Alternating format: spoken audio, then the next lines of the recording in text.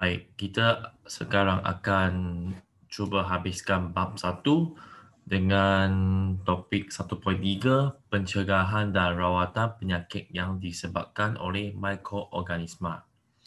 Okey, sebelum ni kita dah tengok jenis mikroorganisma, kita tahu ada 5 dan kita juga tahu apakah faktor-faktor.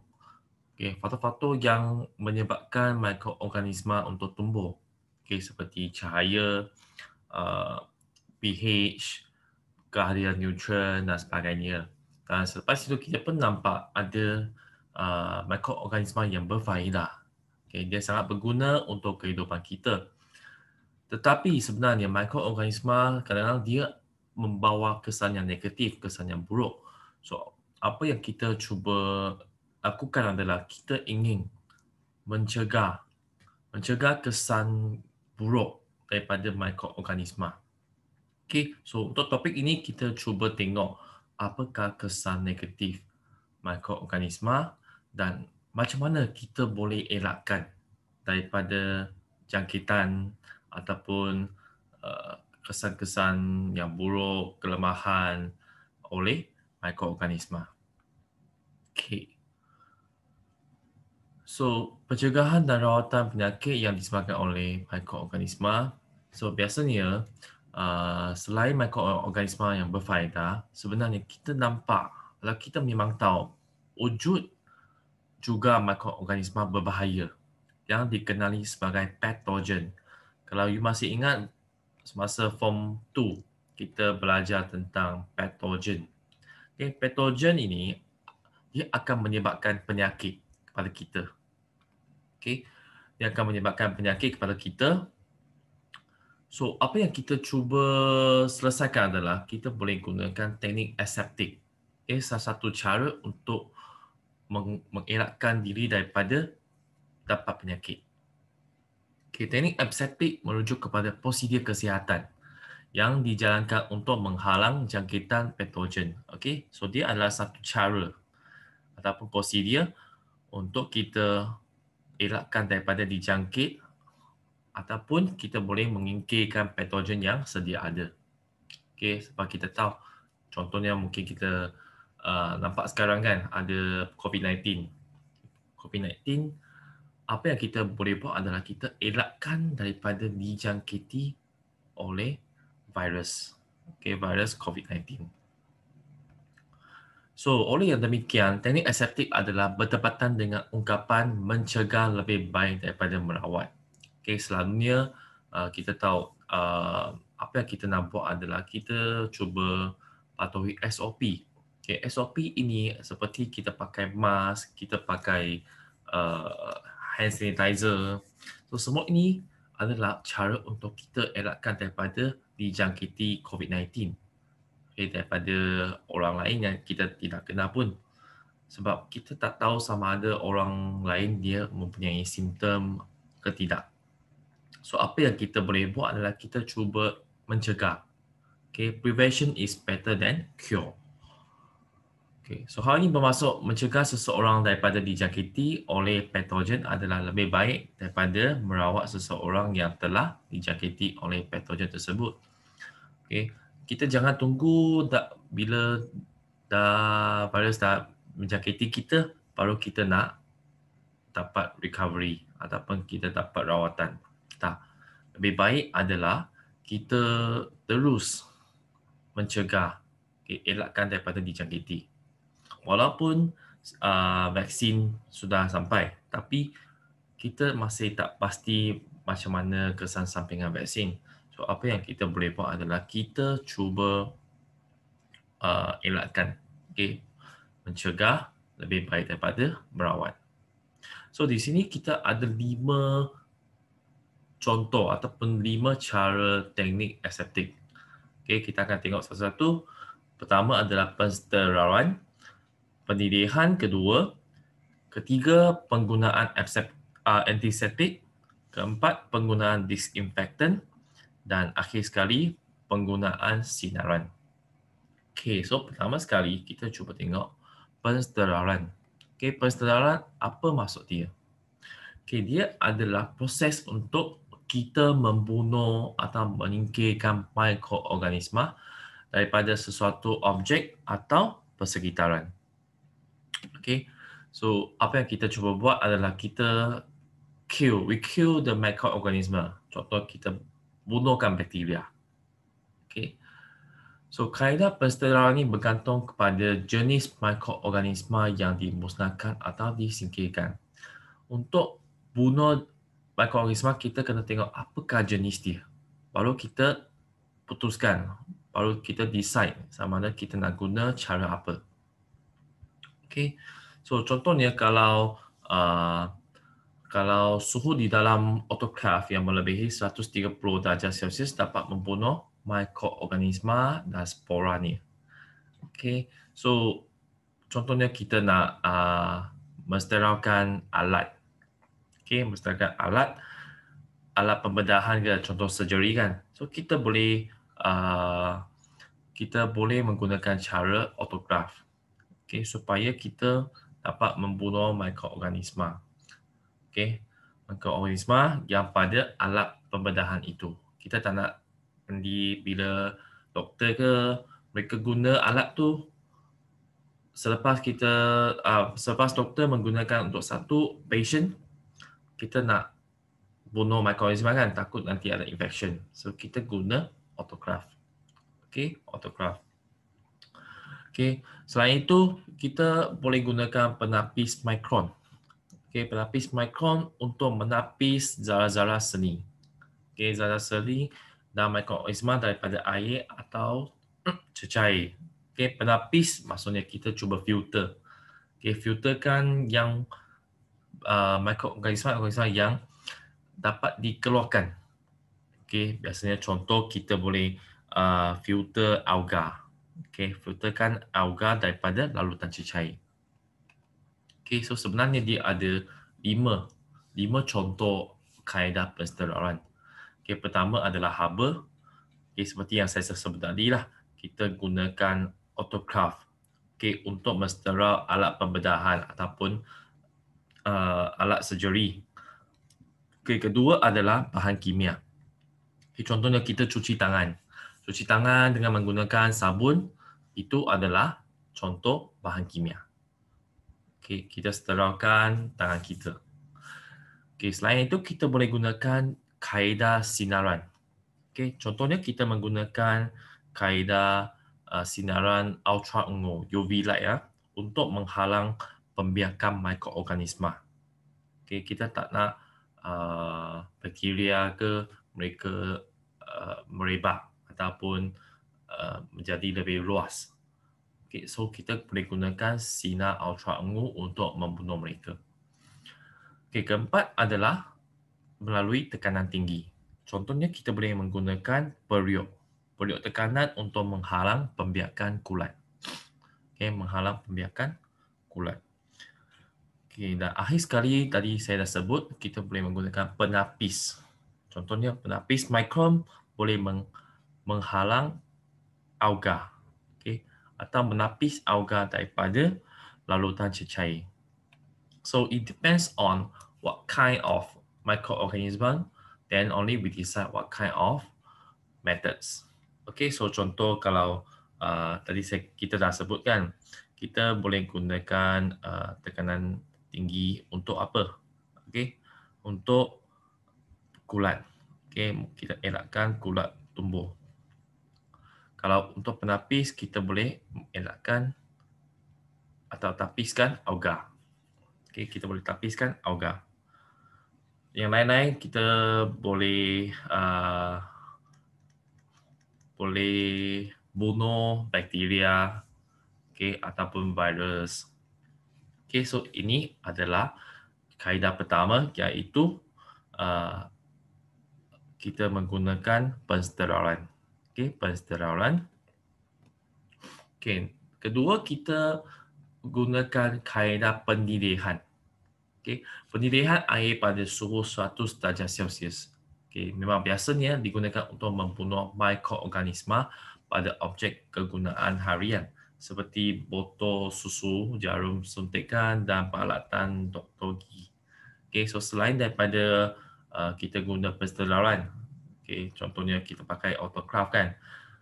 Biasa memang kalau untuk kat rumah ada baby, kita akan cuba bunuhkan mikroorganisma dengan rendamkan botol susu ke dalam air suhu 1 darjah Celsius.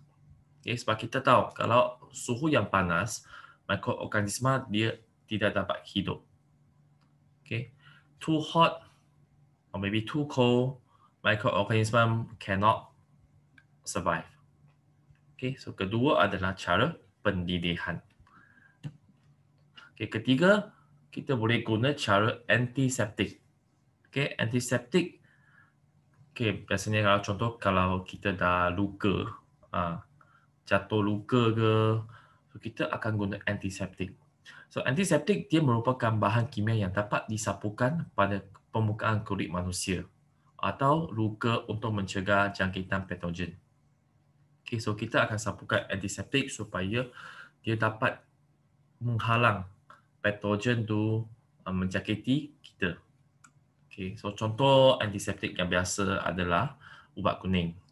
Okay, Acrylic Avine, Povidone dan alkohol isopropyl 70%. Okay, so ini adalah contoh-contoh lah. So setengah antiseptik seperti Acryflavine dan Povidone dapat membunuh mikroorganisma dan setengah lagi antiseptik seperti Proflavine menyekat atau menghalang pertumbuhan mikroorganisma. So dia ada dua. Satu, dia bunuh. Dia kill microorganism. Satu lagi, dia tak nak dia pertumbuhan dengan lebih banyak. Okay. Dia stopkan dia punya mikroorganisma, contohnya bakteria. Dia tambah bakteria, tumbuh lagi. Okay. Dia hanya menghalang sahaja. Okay. So, ini adalah antiseptik. Alkohol isopropyl 70% dapat digunakan sebagai antiseptik dan ejen penstellaran. Okay. So, kaedah ketiga adalah antiseptik. Okay. Kaedah keempat, okay, ini adalah contoh untuk antiseptik ya.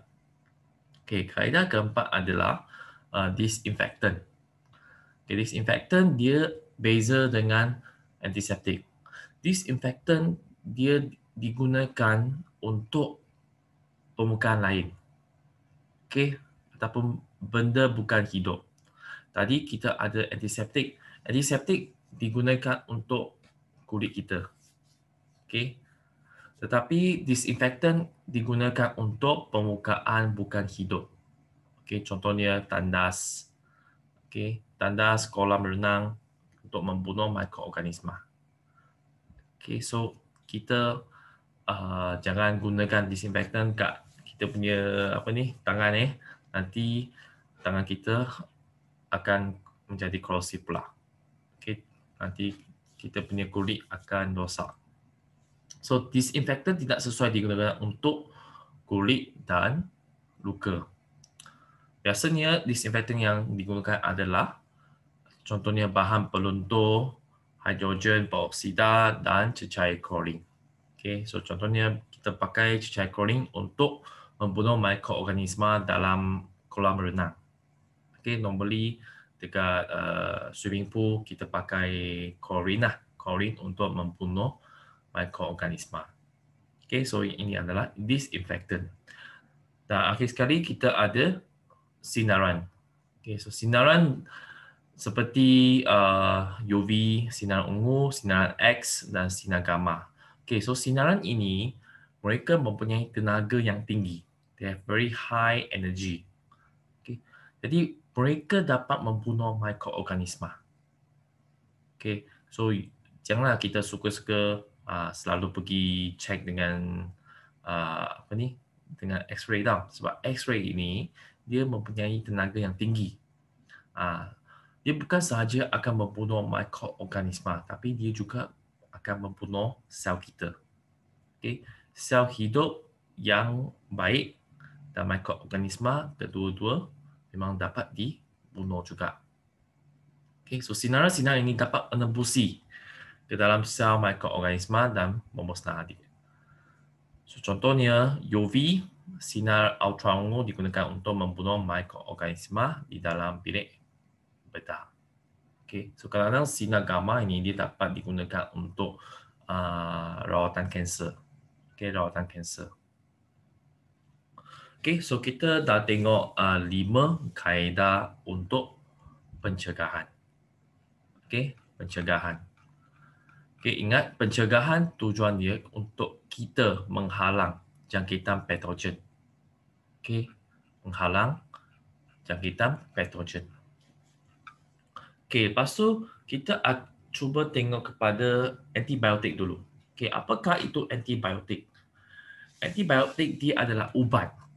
Biasanya kalau kita pergi klinik kan, kalau kita sakit, doktor akan bagi antibiotik. So, tujuan antibiotik adalah untuk merawat jangkitan yang disebabkan oleh bakteria.